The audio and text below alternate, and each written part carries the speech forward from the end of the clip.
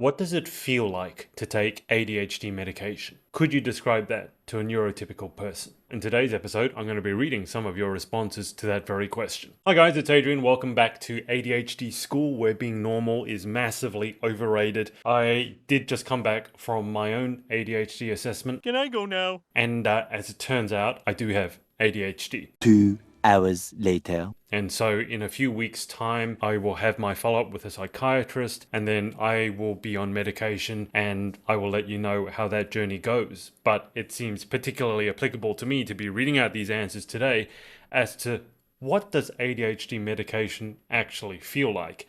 And can you describe that? Could you describe that to a neurotypical person? And I'm going to do this for two reasons. One, I think it's really important that we help neurotypical people learn what it's like to be in our crazy brains. Number two, I think it's also really important for other people out there, if they hear some of our stories, some of your stories, and they resonate with it, but maybe they don't know about ADHD or haven't had a diagnosis, maybe this might encourage them to go and get assessed as well, live a better quality life, and overcome some of the struggles they've been having. So I posted up a clip on Shorts the other day, and it got viewed over 10,000 times overnight, and I woke up to all these comments. It's like exiting a super loud room for the first time in 15 years. You forgot what quiet sounded like. Now that comment right now is the one I've pinned under it, and it's the one that got liked the most. That one really resonates with me because I'm someone who has struggled with auditory sensory overwhelm. And so the idea of being in a loud room, like a loud restaurant or a nightclub, and then exiting it, even as I'm talking about it, I can imagine the feeling of relief that just goes through my upper back because that's where my tension gets stored. So that one really resonates with me. Accurate. I can always tell when my meds kick in an hour after I take it. The buzzing stops and I can stand up without fighting myself. Again, noise in the head with the buzzing. That idea of having to fight yourself all the time, that's also something that I really resonate with. It feels like turning off the cooking fan after it's been on for hours and hours. I resonate with that one because right behind me, if you can't see, that's the kitchen. And sometimes that fan's on and it's really, really annoying, the sound. Thank God for noise cancellation software. You can actually do things without having to retrace your steps after forgetting what you're doing right in the moment.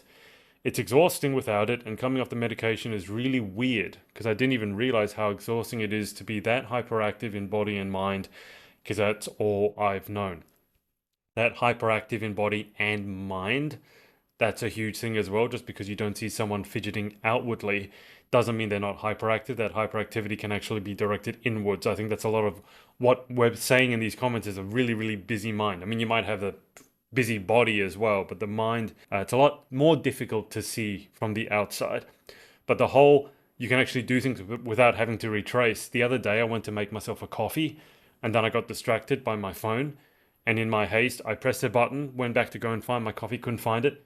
Then I realized I hadn't put a mug underneath the spout of the coffee machine. So all my coffee was in the reservoir. It's like wearing glasses for your brains. Everything is clear, I'm not miserable, and I get my job done. That's a pretty good deal. People too often overlook the struggles of ADHD. It really is debilitating. Yeah, definitely. Even speaking to, hearing some of the examples that I've heard, in severe cases, it really can be debilitating. And even in some other not so severe cases, over time, it can be debilitating as well. But the whole glasses for your brains analogy, I really like that one. In the book that I read, ADHD 2.0, the author described ADHD medication. It's like if you're going to try and tackle ADHD without trying medication, it's like telling someone who's short-sighted that all they need to do to see clearly is just squint really hard. It's like, no, wear glasses and then see what happens. And so that's the attitude that I've taken with ADHD medication. As someone who's not super keen on medication in general, I think that argument really changed my thinking. It was like, well, all that other stuff that you've been learning about, like in terms of executive functioning and goal setting, none of it is going to work, at least to its full potential, unless you get the chemistry in the brain right. And so try the medication and see what happens. Worst case, you can come off of it. ADHD meds for me make me hyper-focused to the point I stare at a wall for an hour straight. That sounds less than ideal. I will say I have a friend over in America who described something very similar. She said when she takes the medication, she has to make sure she's doing the thing she wants to focus on. Because if she takes the medication, she'll get hyper-focused on the very next thing that she latches onto. So, if it's staring at a wall, for example, she'll be staring at that wall for hours.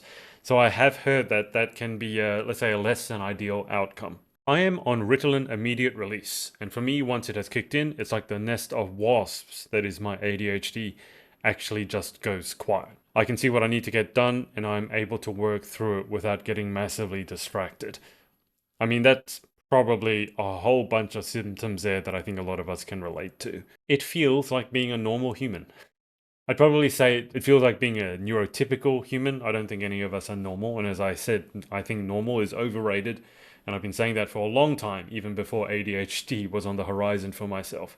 But I completely understand what you're saying. It feels like being a normal human. Everything is so loud all the time. Loud, irritating, distracting, and annoying. Again, I can relate to that as someone who has struggled with sensory overwhelm and continues to struggle with sensory overwhelm and emotional dysregulation. I can completely relate to that. I've put some links in the description to this video to some scientific studies showing the efficacy of medication when it comes to dealing with ADHD. And I do think that's important as well. It's one thing to talk about our own lived experience, but having the science to back it up, I think just gives it that extra bit of legitimacy, if that's a correct word. I will also say, from my experience so far, the ADHD community as a whole has been incredibly welcoming, and it does feel in a weird way that you have finally found your people. If you're anything like me and you felt yourself to be a little bit odd, a little bit different, or a little bit not normal your whole life, and for me this goes back to childhood, then it does feel in a way that maybe, okay, you're not normal and maybe you are crazy, but hey, at least there are other people who are crazy in exactly the same way as yourself. And obviously, this is just the beginning of the journey for me, and there are certainly going to be some struggles to come, I'm sure. But the knowledge that you're not alone, the knowledge that I'm not alone in this and facing these sorts of struggles, it gives a person hope. And that's something that can be in relatively short supply in this day and age. So, if you'd like to share what your experience with your ADHD medication has been like, or indeed any of your experience with ADHD, put it in the comments below. If you have any questions, you can put that in the comments below and I'll try my best to answer. I'm not a trained doctor, and as I've said, I'm early on in this process, or maybe someone else who's amazing, who's been part of the ADHD community, will be able to reach out and help as well. That's certainly been my experience. If you want to join our very new community, just started it, head to adhdschool.com and put in your email address. And in the meantime, I'm going to study up more about ADHD now that I have my diagnosis, and I will see you in tomorrow's episode.